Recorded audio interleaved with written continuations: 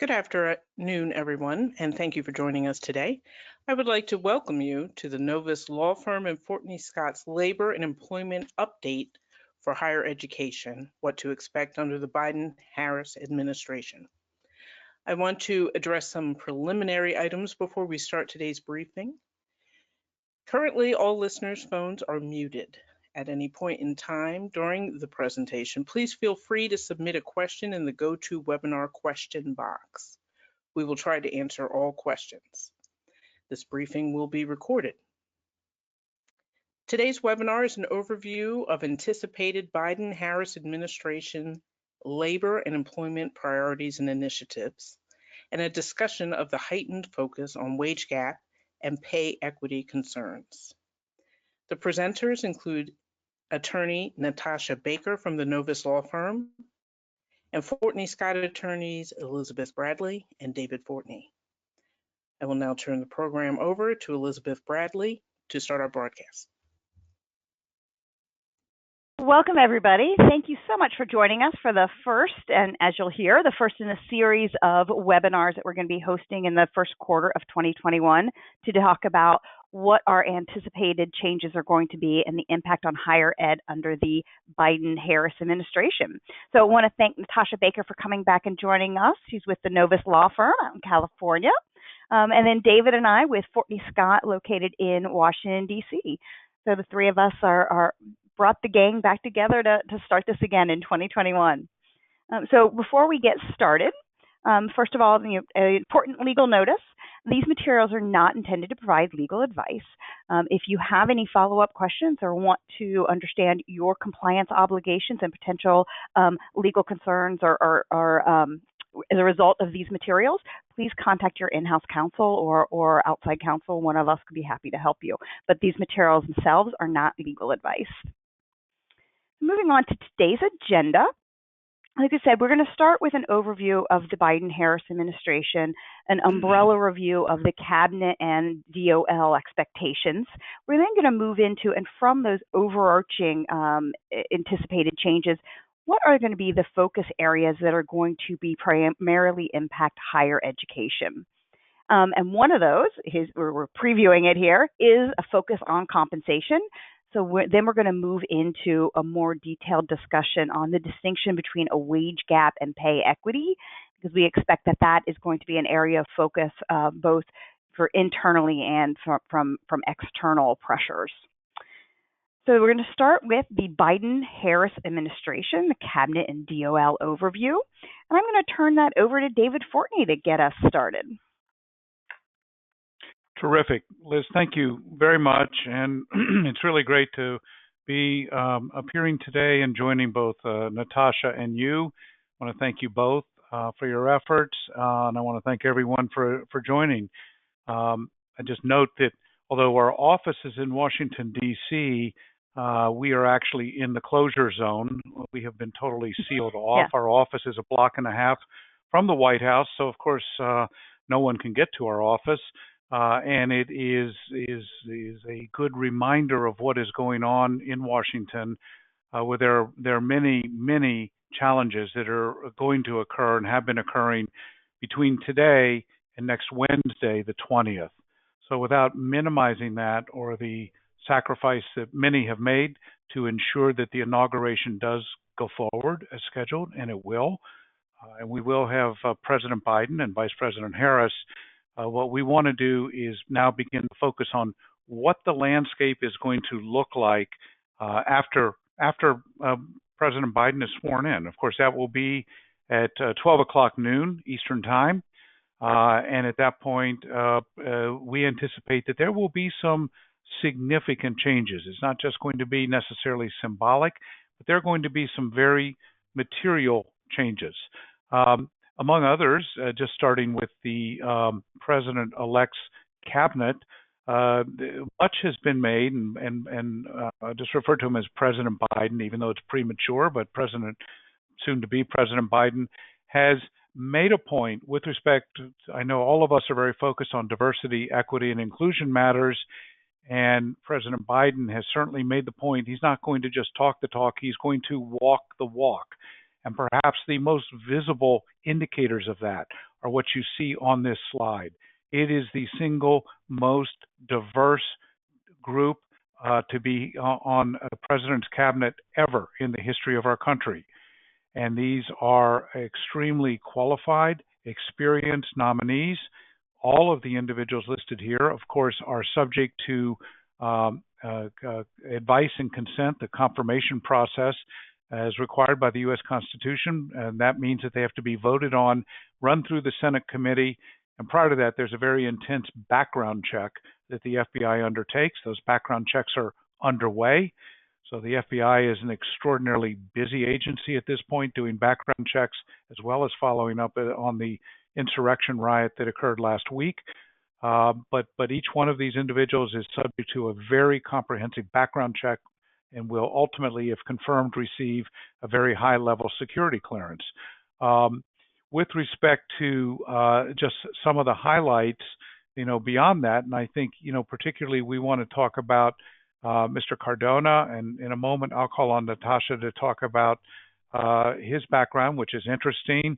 A great selection to head up education, which is, of course, of great relevance to us, and also Labor Department, Marty Walsh, currently the mayor of Boston.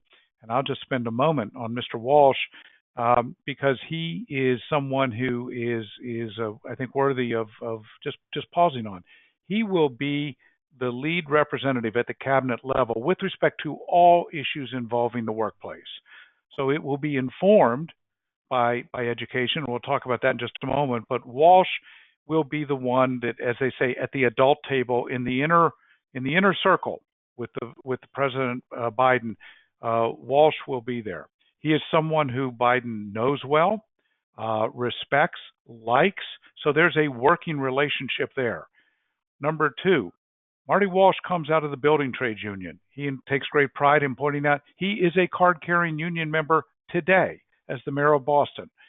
So many of the similarities that we heard President Biden, when he was campaigning, talking about his affinity for the union represented men and women in our country, the type of work that gets done by union represented employees. The short stroke on the nominee, Secretary-designate Walsh, is he gets that. He has led the Building Trades Council for Boston. He has implemented robust programs and contracts, government contracts for Boston construction projects. He's been a strong advocate both on diversity, equity, and inclusion matters and on OSHA matters.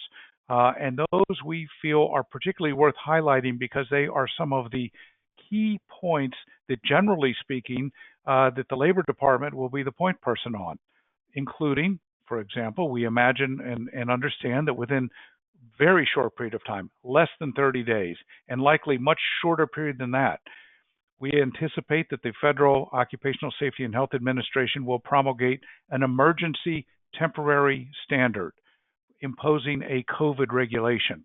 Now, those of you that are in California, for example, you have that already at a state level. Virginia has the first permanent regulation. It just became permanent within the last week. And we have 2 other states. So we have only 4 states that have that. The rest of the nation is subject to what's called the General Duty Clause. So this will be a significant change. It will impose a number of protocols with respect to masking, social distancing, testing, and a host of other issues. With respect to paid family leaves that were part of the prior Recovery Act, it is anticipated that there will be legislation to provide for additional paid leave. That's all administered by the U.S. Department of Labor. So again, Labor Secretary Walsh will have that. The supplemental unemployment program that is, again, widely anticipated to be renewed. That all is in Walsh's portfolio. There will be significant changes to union organizing, and that's something I know we're going to talk about in a whole separate program in the future. But the primary thrust for that, the cabinet level position, again, will be Secretary of Labor Walsh after he's confirmed. It is something he believes in deeply. He is an advocate of the PRO Act that enables much greater union organizing, penetration, much more streamlined collective bargaining, et cetera. The bottom line is we can anticipate there will be much wider spread union penetration of workforces under Secretary of Labor Walsh's watch. So that's kind of a big picture. The Labor Department is central, but of course the other companion, cabinet office is the Education Department. And so, Natasha, let me ask if you can give a few words on that, please. Sure, happy to. And thanks again for having me back, and greetings from California. We are also in lockdown, so I join you from home as well. So we are hearing great things about Secretary Designee Miguel Cardona. If you look at the press on him so far, if you look at what people are saying, he's a product of public schools. He comes out of public schools. He taught in public schools. Held the rank of superintendent, held the rank of commissioner, really 180-degree difference in what people were screaming for someone to have actual experience with education in that particular position. So it'll be really interesting to see him. That agency has been, frankly, really dismantled over the past 4 years. So really interesting to see what he's going to do there. Ted Mitchell, American Council on Education, has spoken very favorably of him. The AFT has spoken very favorable of him. A lot of focus on what he's going to do with K-12, particularly with the schools being primarily closed right now. But I think we can see in higher ed that there will be many changes coming out of that agency, more so in the Civil Rights Division. The Department of Labor will be the primary focus for employment, which is our focus today. But I think we'll see a pretty big sea change coming out of that agency. And I think where higher ed wants to watch is, historically, it has sometimes gotten caught off guard by things that the undersecretaries are doing. So we just want to make sure that we're following and understanding and seeing how he's communicating, and is he providing notice to higher ed of any pending actions. Often through American Council on Education or NACUA, there's some sort of discussion before things are imposed, and we really haven't seen that very much, frankly, in the past 12 years, really. So it'll be interesting to see if that's a return. He's known as such a consensus builder. It'd be interesting to me to see if he's going to reinvoke that dialogue. Well, and I think, Natasha, if I can just build on that, I anticipate that the Labor Secretary Walsh and Education Secretary Cardona are really going to be joined at the hip. They're both New England guys. They both are very strong consensus builders, and they both respect and understand the respective lane that each has, because the education directly informs and creates the capability to have a strong workforce and strong workplace opportunities. And Walsh certainly gets that. He led the effort in Boston very successfully to create some very innovative training centers, job creation centers, because he was frustrated that the education system was yielding candidates that frankly weren't fully qualified, and he wanted them to be employed in high-level jobs and recognize supplemental training to do that. So I anticipate that these two are going to be kind of a peas in the pod, and they both are so critical to the Biden-Harris domestic agenda that they've committed to. So I think we're going to hear from both of them very significantly, and in this critical first 100 days, I think they're going to be two of the kind of front edge members of the president's cabinet. So it's going to be a very, very exciting time for those changes. Yeah, I was going to say, our law firm is preparing for a very exciting 100 days. I don't know about your firm, but it feels like it's going to come like a fire hose. So.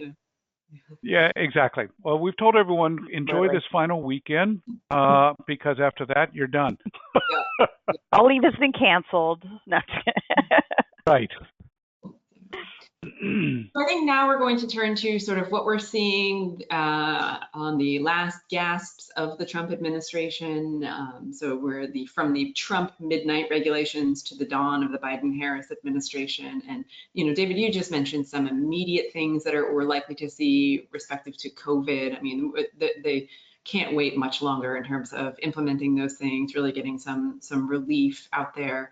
But we're going to also discuss now in this section some of the more what we call short-term, not necessarily immediate, and long-term initiatives that we expect to see sort of once they've cleaned up what they want to do with COVID and that particular emergency. So, we're watching right now. There are things coming out every day. As you wake up every morning, there's a new announcement from the Department of Labor, from the EEOC, from OFCCP, just as the Trump administration is really pushing out final opinion letters, final draft regulations. And so, what we think things that will be looked at immediately would be that joint employer rule that went into effect in March 2020, which was enjoined in the Southern District of New York in September. We think that they will be looking at the independent contractor regulations that were issued. Right now they're issuing opinion letters. So there's sort of all these things coming out. And the question is, for employers, particularly institutions of higher education, what do we do in the next 10 days? What do we do in the month of January? There's sort of all these new things happening. And generally the advice has been just hold up, just sit tight, let's see what happens. A lot of this may be repealed through the Administrative Procedures Act. They're looking at emergency rescission of executive orders. I mean, there are, as we were saying, in the first 100 days, once they get kind of a hold of COVID, is going to be nearly probably 180-degree shift in terms of what's happening with respect to defining the joint employer rule, defining the independent contractors, and we'll talk a little bit about what we might anticipate seeing from the Biden-Harris administration there. But I know to the extent you get a newsletter every day right now about like all of the employment law and labor changes, just for now, I would say sit tight and let's see what happens in a week, frankly. So we're gonna now. I mean, sorry. Go ahead. Well, I think, and we know from his, with regard to independent contractor, we know Biden intends to try to enact something that very closely models California's ABC test. So, I don't think anybody expects that the regulations that the final rule that was issued on January 7th is actually going to stay in place for the duration of this. How long it'll be there and what's going to happen, whether it'll be stayed immediately, but that is definitely an area that we highly recommend to see a definitely more stringent rule about independent contractors.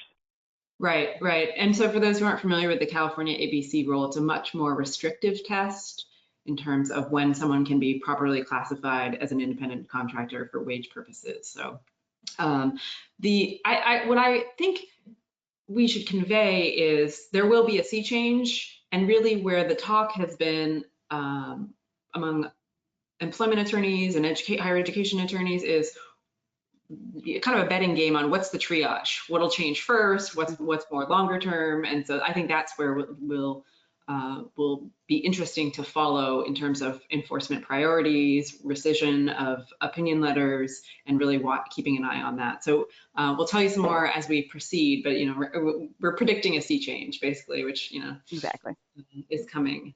So if we could go to our next slide. Yep.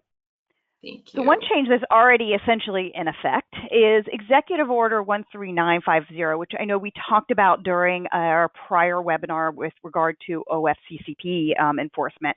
But to remind everybody, this was an executive order that went into effect that prohibited race and sex stereotyping in the workplace D&I program, so in training and having discussions about that.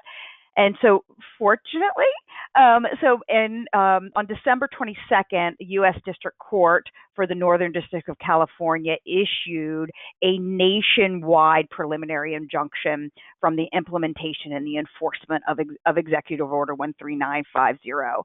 And essentially, based on a number of reasons, but that it violated First Amendment, the Due Process Clause, and was too vague for enforcement.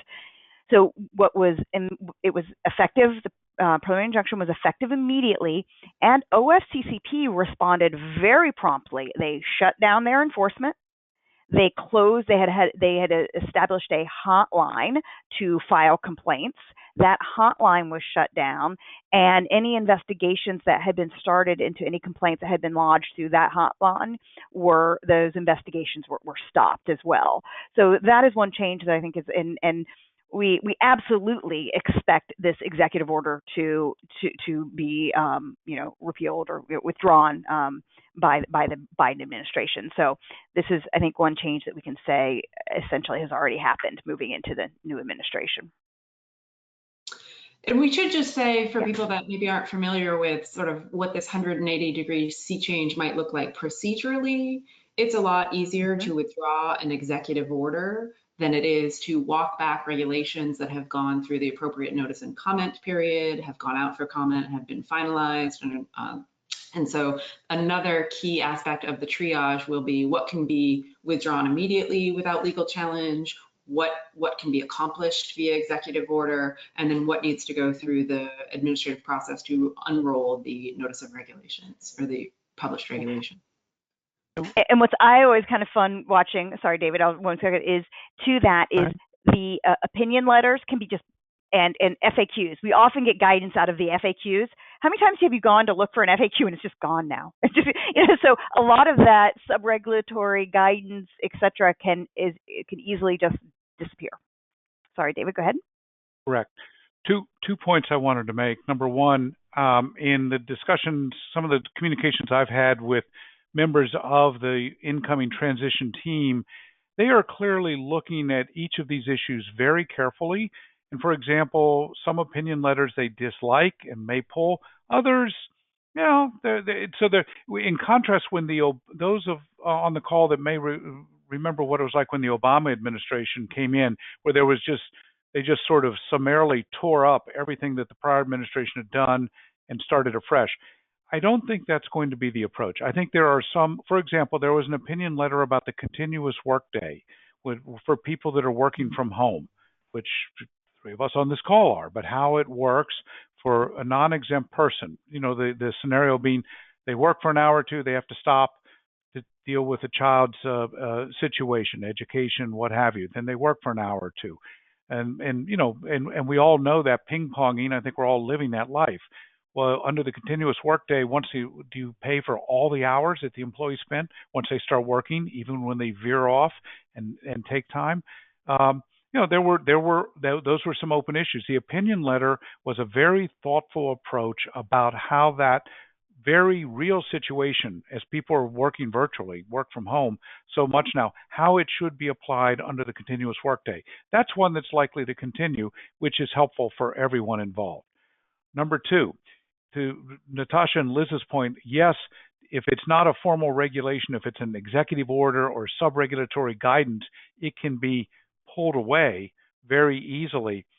The flip side of that is if you want to introduce new obligations and new interpretations when you deal with sub-regulatory or executive orders, that can also be done very easily. And we have reason to believe that there will be several significant executive orders within the first 2 weeks of the Biden administration that not only just roll back like 13,950 that we just talked about, but actually are recalibrating and imposing different new obligations to support the COVID response, to support the rebuilding and reorientation of the workplace that will in fact impose different types of obligations on employers than we have today. So it's going to work. There's not only I call it weeding the garden, getting rid of those components that they don't like that the Trump team put in. They're going to introduce some new material and new obligations. So I just want to underscore when Natasha says it's going to change quickly, it's not just elimination. There also is going to be addition. And so the landscape is going to look different for several reasons. Anything else on that? Or if not, I've got the floor. I can talk about EEOC if you want. Yeah, I think, go ahead with the EEOC. The issuing stuff, you know. Okay. Yeah. All right. So let me just take a moment on the EEOC. I'll start this, and then we'll jump in and have a little discussion on it. But whereas the Labor Department, and for the reasons we've discussed, the Labor Department, all of the leadership will change on or about January 20th. Some of those positions, the secretary and the head of OSHA, the head of wage hour, those positions all have to be confirmed. And that requires the background check and Senate hearing and vote. Some positions, very important positions like who heads OFCCP, that does not require confirmation. That can go in right away immediately. So some of these positions will change, and then in almost across the board, most deputy, the number 2 slots, can be filled without confirmation. And what we're going to see is, we believe, a large number of very seasoned folks, from many with experience from the Obama administration, coming in who have been at the agencies before, who know how to run these agencies. So we're not going to have this extended period of the senior career people kind of being placeholders. We think it's going to change quickly. Mhm. EEOC, though, works a little differently because they're the commissioners, and there are now a full complement of 5. The commissioners serve for a fixed term. So we have 5 commissioners, and then we have the general counsel. Each of those are nominated by the president and confirmed for a specific term. So what that means is that when President Biden starts, he will have an EEOC that is comprised of 3 Republicans and 2 Democrats. He will have the ability to change the chair. Janet Dillon, one of the Republican commissioners, currently chair, she will lose that status, and likely one of the 2 current Democratic commissioners, Jocelyn Samuel or Charlotte Burrows, will be selected. My money would be on Charlotte, but we'll see. One of those 2 will become the chair. That being said, it's still a minority chair position because although the chair controls the agenda, what the agency works on, but most things that require any material change requires a vote among the commissioners. That means you need 3 votes. So you will have a chair who has 2 votes. So this is one of the reasons why, as a practical matter, we see the EEOC with a rush of activity in the last 14 days, this midnight, what we call midnight, last effort by the EEOC to stack up and put in place as many changes as possible, because until 2022, which is when the terms first expire, absent an unexpected vacancy, the current composition that I just described will remain in place. So Team Biden makes a big change at labor on day 1. Not so quick on EEOC, probably not until 2022. So what is occurring in these last days? There have been a series of public hearings. That's unusual. First of all, EEOC doesn't have many public hearings, so they've had a number of them. They had some in December. They've had a few more. There was a vote last week with respect to conciliation, the conciliation process. There has been a lot of criticism of the EEOC's conciliation process, and so the rule, it's now a rule, actually requires the commission to state what's the claim, how much money they want, who's the affected party. I mean, that kind of seems basic, like when you read the instructions, how do you land an airplane, lower the landing gear. But there's a reason that the Republican majority is putting that in, because they're saying we keep hearing from employers they're facing very significant settlement demands and they're not being told information, basic information. We've had that experience for clients. It's extremely frustrating. And then the EEOC says, and we'll litigate unless you accede to this demand. So conciliation changes have been put into place. They will apply only to cases conciliated in the future, starting in February. So it's not retroactive. Those of you that have cases in process, it's prospective only. But that's something, even with the new administration, you should look at and be sure you're up to date on. With respect to the autonomy of the general counsel to litigate cases, this may be surprising to many people, but the EEOC commissioners have ceded their authority over time to the point that the commissioner rarely votes or decides which cases they're going to litigate. I mean, I know a number of EEOC commissioners, they read the daily professional updates, the press reports, and find, oh, we just sued such and such university for pay discrimination. Gee, I didn't even know we were working on that.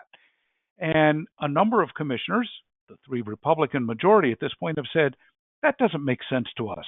We should be able, as a commission that's held accountable, to help make the policy and priority decisions on that. There was a hearing scheduled on that actually for today that was postponed. And finally, there is a hearing scheduled for tomorrow that we understand, our informal information is, also may be postponed, but it's to deal with, the commission has been working on some new, what are called religious freedom, but trying to clarify the rights, religious protections that are part of Title VII and the interplay between those rights and other EEO protected categories. The concern has been that the religious protections have been given short shrift as compared to other protections, and as a matter of law, they should be put on the same level playing field. So there are other rules that they've issued with respect to wellness that are important. The previous rules were rejected by the federal courts. That deals with the ADA and GINA specifically. And there also is some very important guidance that EEOC issued, subpart K of their guidance on their website with respect to COVID vaccinations. And again, if you've not looked at that, they actually deal with dealing with ADA issues, GINA issues, religious protections, all of which may be bona fide objections. But that said, there are ways that you still can impose vaccine requirements, at least vis-a-vis the EEO laws, and the EEOC has recognized it at that point. So let me just put a pause there and turn to Liz or Natasha, who wants to jump in.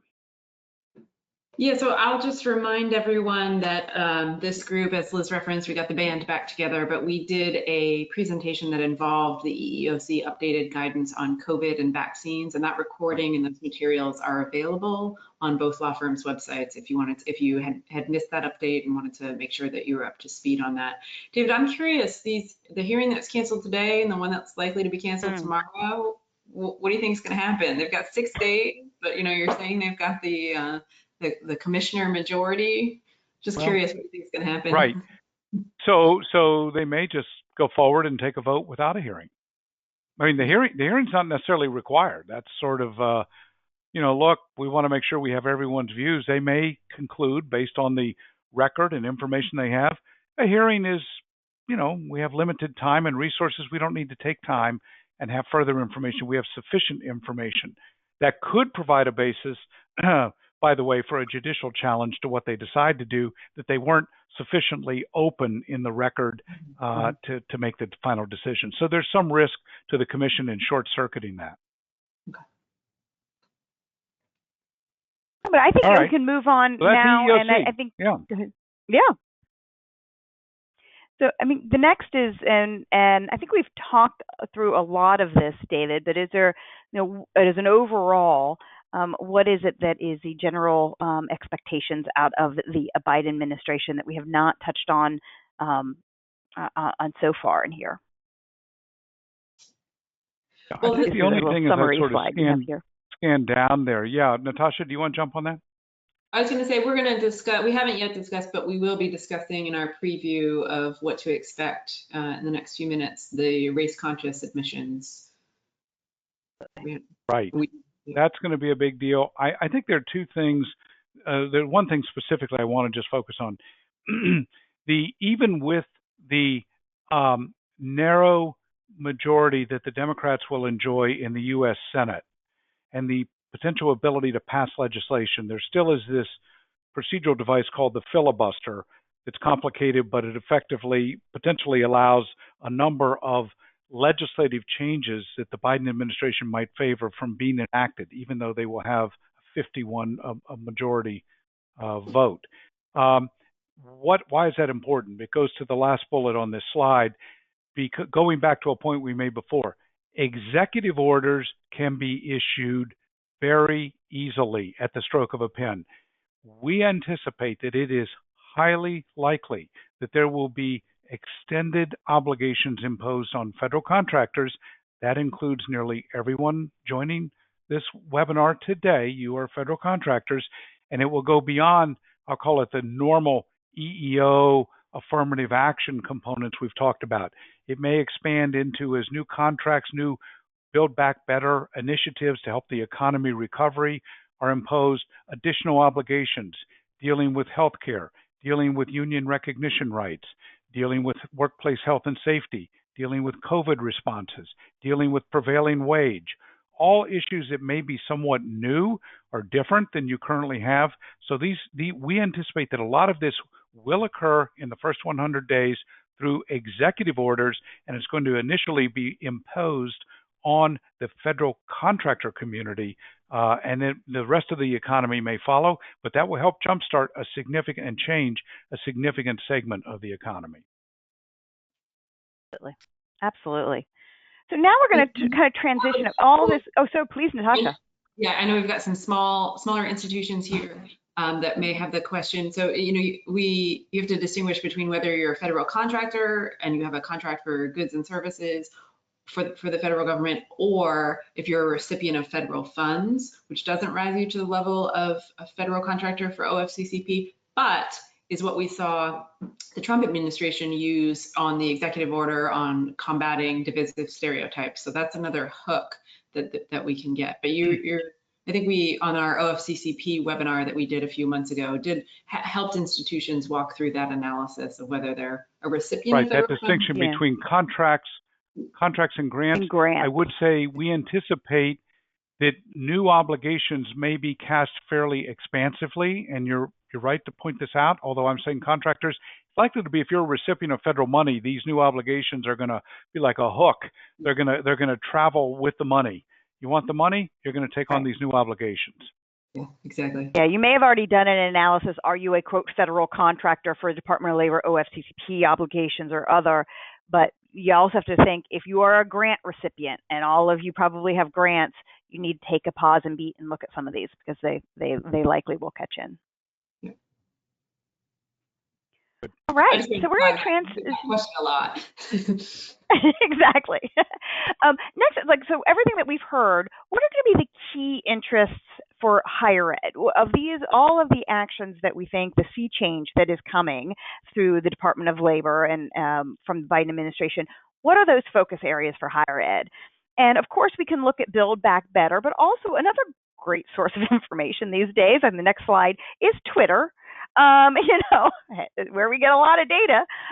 But Dr. Jill Biden, back in November, this is a really telling, direct message. We are going to fight for educators and students. With regard to the education, employment side, that means paying educators what they're worth. Compensation issues, pay equity, pay discrimination, that's what that's pinging at. And the next is, that means protecting the right to organize. Again, I know we talked about this before, but that's it. So, two of the big items that this tweet is telling us are going to be a focus, and we're going to talk more about this in a moment, is compensation issues for your staff. And it's also going to be protecting their right and enhancing their right, really, to organize. And so looking at, Build Back Better, Biden has announced that he is going to be proposing a plan to strengthen the middle class by allowing greater opportunities to organize. And we are going to be doing a detailed webinar our next month, and we're going to show you our I think it was in the invite, but we have a plan of action for webinars. But I do want to hit on a few key things just to kind of ting your interest and let you know what's going to be going on here, because these are significant changes. So with regard to checking the abuse of corporate power, part of his plan is to hold corporations or universities and their executives, your provost, the head of your president, personally accountable for interfering with organizing efforts. Do you do union busting? Do you do anti-unionization campaigns? Where's going to be the line between legal versus illegal opposition to unions? And he wants to put in personal liability. That's enormous. That's going to be a pretty scary change for, I think, a lot of leadership. Another piece of this that they're going to aggressively pursue employers for violations of labor laws, specifically highlighting wage theft, which is misclassification of employees as independent contractors. And then they want to, for employers who violate these labor laws, they want to implement multi-year debarment of contracts because they don't want federal funds coming to employers who violate these new enhanced union activities. So that is a lot, and there's even more there, but there's a lot that we're going to unpack in our next webinar to talk about these changes. With regard to encouraging and incentivizing unionization and collective bargaining, the plan is to ban mandatory meetings where you can come in and give your, why you don't need to unionize speech. in any of your union avoidance training that is mandatory, they're talking about eliminating that. The persuader rule is back on the table. So anybody who played with that under the Obama administration, and we're going to talk about that much more to greater detail in the next webinar. And another key piece is shortening this timelines for unions. So quickie elections, remember those? They're back, and that's part of this PRO Act and his increased focus on how to get unions in the workplace more quickly and more easily for employees.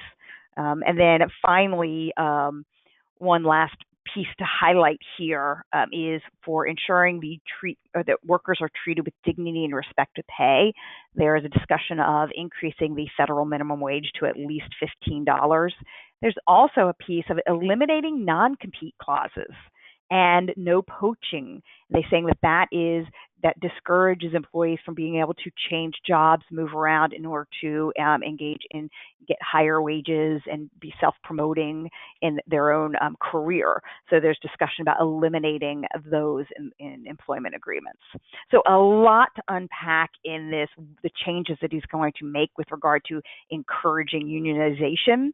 And like I said, we are going to be spending significant time talking about that next month, but it's all something we all need to be aware of because it's going to significantly impact how you interact with your workforce. David, please. I just want to point out what Liz has just walked us through when we talk about the PRO Act, that's protecting right to organize, these initiatives. Every change that Liz just cataloged for us could be imposed through an executive order. These do not necessarily require statutory changes.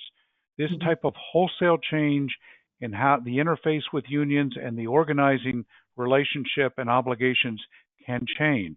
It in the past has been adjusted through executive order, and we anticipate, because the legislative process is a much more drawn out process with a lot of unknowns, an executive order very streamlined and we believe very likely. So the next piece, I'm going to turn this over to Natasha, is the next is paying educators what they're worth. Thanks. Yeah, and so we're gonna, really focus the rest of this webinar on this concept of pay equity, the concerns that are being raised in the industry about the wage gap. But just to flag what we expect to see in terms of the Biden-Harris administration would be, as we've discussed, agency enforcement of non-discrimination and compensation practices. We've already seen some of that we'll discuss. See enforcement under Title VII and the Equal Pay Act. But it's not just coming from the Biden-Harris administration. It's not just coming from the prior administration. There are internal complaints about pay equity. There's an external focus on the wage gap. If you open up the Chronicle of Higher Education, if you look at any of the things coming out of the AAUP, you'll see that there are significant and rightful concerns about pay inequities, and it's often a focus on the wage gap. So we want to make sure that we really unpack what that means for you and steps that your institution could take to really address those. And then there's the focus on benchmarking and the market competitiveness. And we do expect to see, again, renewed efforts to pass the Paycheck Fairness Act. The Federal Equal Pay Act has really been supplanted by a lot of state laws that have a much different test. The Federal Equal Pay Act is hard to establish liability under, so we've seen the states step in to try and really shore up a more comprehensive test. So we'll talk through that. I know we're coming into our 15-minute time here, so if we would just want to go to the next slide and just flag what as we've previewed the unionization webinar. We'll also do a webinar on race-conscious decision-making. There was withdrawal of significant sub-regulatory guidance pertaining to race-conscious practices. There was the Department of Justice that opened an investigation into Harvard on its admissions practices, into Yale. So we've seen sort of going after institutions for making race-conscious decisions.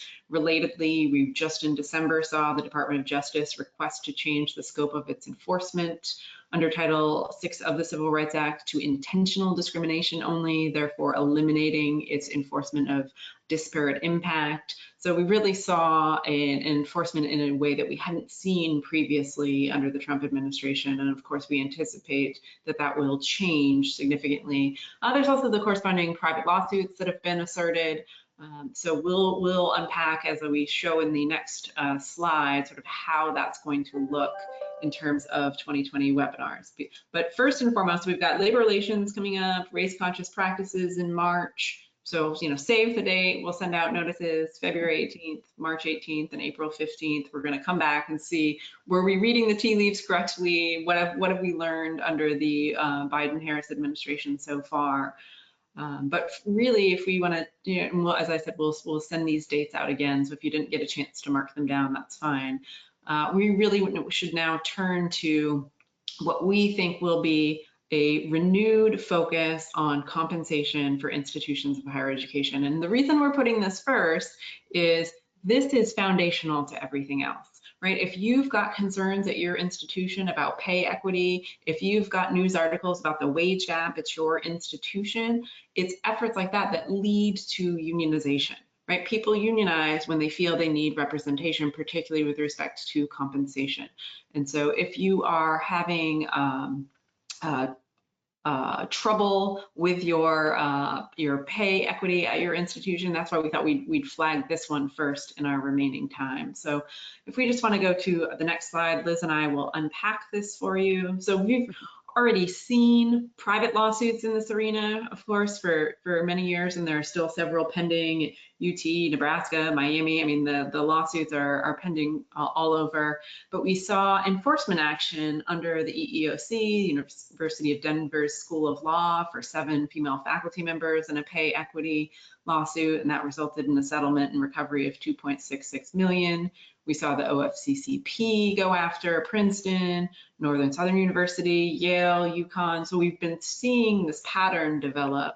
And so really here, the primary takeaway is you're going to have pressures coming from both private lawsuits and enforcement actions from agencies. Not to mention if you've got a state law that's on this as well, if you've got unions on your campus already. So really the focus on equal compensation is going to be really important as we walk through this. So we've seen this trend coming, and then if we flip to the next slide, we'll talk about where these pressures are coming from. So it's the agencies, it's the lawsuits, and really it's your faculty and key stakeholders. So there have been many articles recently about the wage gap and institutions of higher education, about pay equity issues. So we'll start there and make sure that you understand the distinction between those. I think Liz is going to really unpack those for you. But what's important to understand is, as with anything, there's a lot of ways to slice and dice the analysis and the data. And so you may be fairly targeted for having a wage gap. You may be unfairly targeted for having a wage gap. You may have pay equity issues. But first and foremost, you need to know what you've got. And if you're going to undertake this analysis, you want to be very mindful of whether you think you need to do it under the direction of counsel, so that you're, we've seen several of our institutions commission pay equity and wage gap studies that are by consultants and therefore not protected by any sort of work product or attorney-client privilege. So this is, it's something to fix, it's something to quickly look at, but you also need to be mindful in terms of how you start to approach this, because you do have so many stakeholders who are watching what you're doing with respect to these issues. And of course, there's all in higher ed, there's always the market comparison. Who do you recruit and compete against? Who are your benchmarks? Who are your peers and aspirants? Without violating any antitrust issues, of course. So, there's data out there that you need to do a market comparison. And then, of course, we do see compression issues as we start to look at this. So if we can flip to our next slide, we'll keep unpacking. Oh, sorry, backside. Well, actually, can we go back to that last slide for one quick, and then we'll move forward, because I just kind of want to highlight what we want to do here is explain the difference between wage gap, pay equity, market, and compensation and compression issues. Because often you'll see, and I've heard this, hey, I saw the Chronicle article, there is a wage gap, females are being discriminated against. oof, I don't know if that necessary is a leap that goes there. There's confusion between often, internal confusions between what does the wage gap tell you versus is there discrimination? How do you check for discrimination? And what does a pay equity study? So we want to spend the next couple slides walking through what the difference between these studies are so that you are more informed and can and know how to do your marching forward and what studies you want to look at depending on what the concerns are that you're being addressed both internally and externally. So the next slide, here's just a quick overview, is the wage gap. It is what do women make compared to men at the institution based just on median earnings for all women and men without controlling for any job-related factors. In contrast, pay equity is there a pay difference between men and women in similarly situated jobs after accounting for related factors? These are two very different snapshots. You're cutting your data completely differently when looking at these two types of studies. So a little bit more on the wage gap on the next slide. There you go. Again, so you are simply taking an overview, the median of your all women, dividing that by the median of all men, and that is going to be the difference. You're not really looking at whether similar employees are being paid similarly. And actually, next slide, really what a wage gap is showing you and what is a big impact in wage gap is occupational choice. And this slide shows us often in the top part of this slide is showing you the gender composition of the highest paying occupations in the United States. That is very heavily male dominated. Flip to the bottom of this chart is showing the gender compensation for our lowest paying occupations. That is very heavily female dominated. So while this is overall all of our occupations, the same dynamic is happening within your workforces, and we are seeing that. And so one of the things is increasing female representation in traditionally male-dominated jobs is really going to help drive and close that wage gap. And that's one of the things that we all STEM programs, we're getting women and minorities into these previously male-dominated societies. So that's one of the things to be looking at and considering in the wage gap. Because on the next slide, what it's really showing us is it provides insight into whether females and males are evenly represented in all levels of your institution. Are there women in those higher level and higher compensated positions or not? Do you potentially have a steering issue? Is it more of a hiring, placement, promotion, glass ceiling concerns when you're looking at wage gap, more than really an analysis of your compensation system overall? Because a wage gap does not answer the question of whether there is evidence of systemic bias within your institution. It just does in compensation, absolutely not. It does not address market competition or compression issues. And I know we're not talking about these last two issues much here, but that is something we're seeing a lot in higher ed, because to drive diversity and to hire, you need to be competitive in the market. You need to be hiring at those market rates. Well, often you're bringing in talent at or above existing talent. So that is, again, not going to be, that may be showing up a little bit in your wage gap, but your wage gap study isn't going to solve for that. So that's my spiel on the wage gap and what it does and doesn't tell you. But that's a very important thing is when faculty come to you and say, the Chronicle said we have a wage gap and women are underpaid compared to men. Why is my institution discriminating against women? I think there's a pause point there, and we need to be able to message that correctly, that that's not what the wage gap is saying. So in the last few minutes, I'm going to turn this over to Natasha to talk to us about what does pay equity show us and tell us.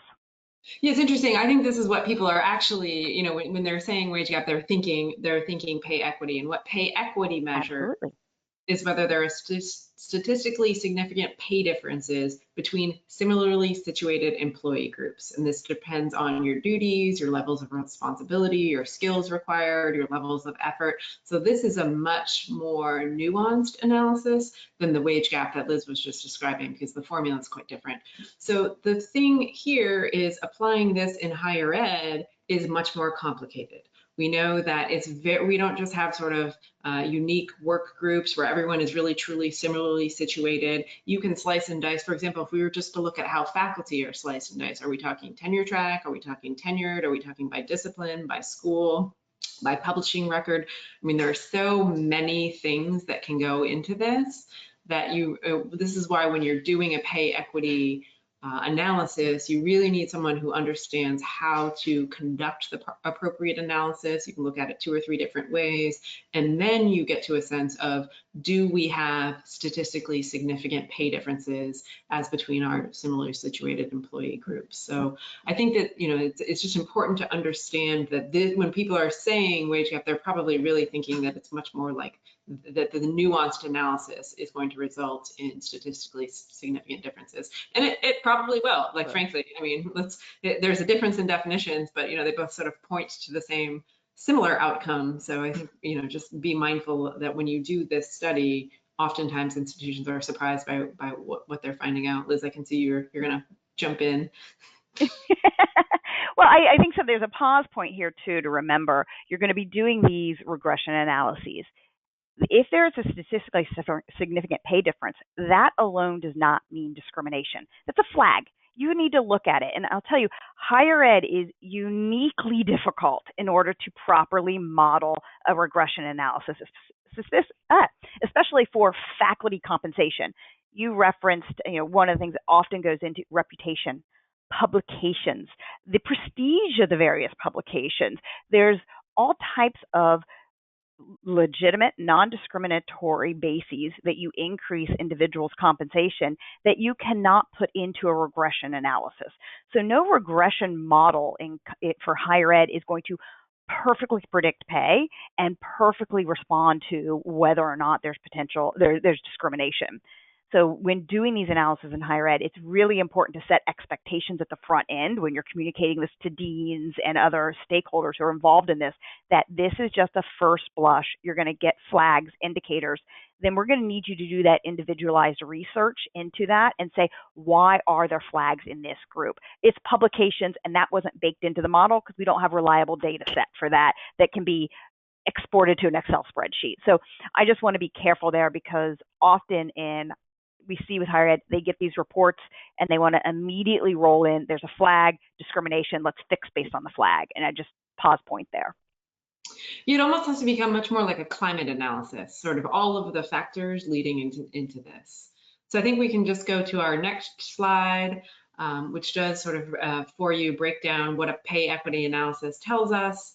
And as Liz, just really nicely pointed out, the statistical flags alone doesn't mean there's systemic pay bias. This doesn't address market competition, doesn't address compression issues. So, as Liz said, once you get that result, that is the first step in your journey of assessing what else is going into these results that we need to. So we're saying this is a very important issue. It's a foundational issue. It's something to, in our opinion, start to quickly look at and prioritize in terms of institutional work that you're doing. But it's also, once you decide to roll this out and start to really undertake this analysis, it has to be slow and mindful and methodical, because your initial result doesn't necessarily get you to what is exactly happening in our institution. So there's kind of a tension there. So get that result, but make sure you understand what went into it for sure. So we are at 2 minutes, and I think our next slide is appropriately for questions. So I'll just see if there are any that have come in through the chat or Q&A feature, or turn it back to my team for last remarks. All right, well, if we want to flip to the next slide, just a reminder for everybody to mark your calendars. Here are the upcoming webinars. We're really excited to present to you again, and a deeper dive into the labor relation issues, then moving on to lawful race-conscious practices in admissions and employment and other institutional decision-making processes in March, and then in April, we're going to see what we learned and where we are. Of course, if popping hot issues come up between now and then that may affect this schedule, or we may do some interim webinars.